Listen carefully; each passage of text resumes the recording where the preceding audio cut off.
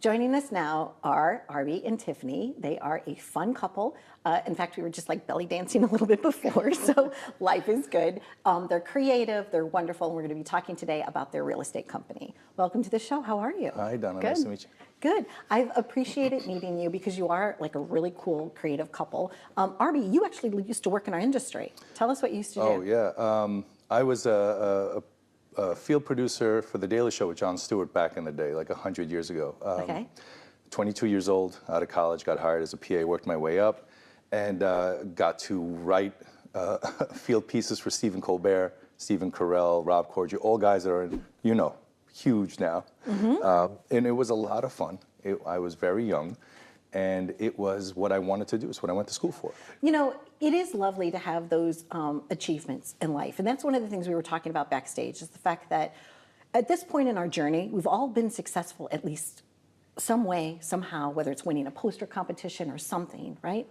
And what I love is when you can take that success and then you could put it in and infuse it into something else which serves others. And that's exactly what you did, because you're the second generation of this wonderful real estate company. Yeah. So tell us about that. What are you guys doing together? So when you're working in TV and it was cable TV and you wanted to get married and possibly buy an apartment in the Upper East Side. Yes.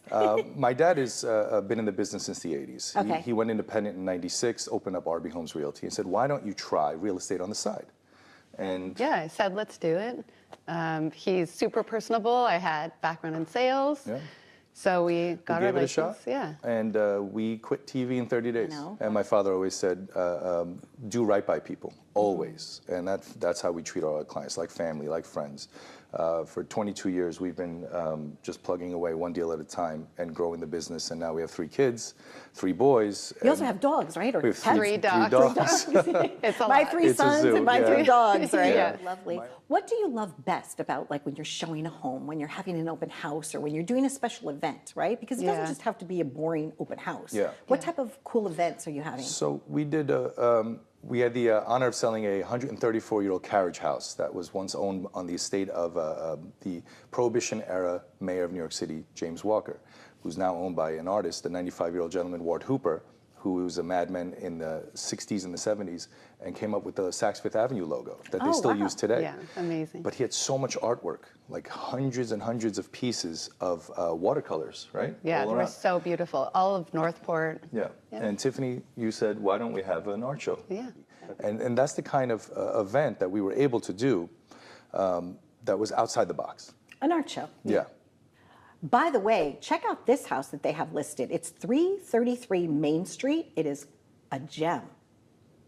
What's one tip that you would like to give to people when they're getting ready to sell their house? What is one thing that people like consistently get it wrong? This is super important. Okay. Your fence line. Your fence line. Okay. You might it's come up a few times. Really? You're selling your home. And you can't get a clear title if you're exactly. if you're encroaching on the wrong. You're thinking curb appeal. You're thinking declutter. And then when it hits title, you said it exactly. They say this is 18 inches off or 18 inches too far in. Wow. We're not closing unless you remedy. And then people have to get the neighbors involved. Neighbors might be your best friend until they have to sign a legal document, a boundary line agreement. Then they're no longer your friend. They get their lawyer involved. So it becomes a hot mess. Okay. Get your fence line straight. Get your fence line straight. Yeah. Okay, so if the fence is in the wrong place, remove it and fix it beforehand. It's just so much going on with the fences. Everybody. I know. And like, what side? Are you supposed to put the pretty side to your neighbors? You put always. The pretty side That's to customary. Pretty side to Thank you for joining us. You guys are a really fun, wonderful couple. And if I were listing a home, I would definitely list it with you. And when I go to buy a house, maybe I'll be giving you a call as well. Thank you so much. But thank you very, very much for joining us. You know, it's not just where you live. It's about turning the house into a home. And so I would go to them because if they know your personality, they can make a match for you. They're matchmakers. That's really what they are. Thanks for watching.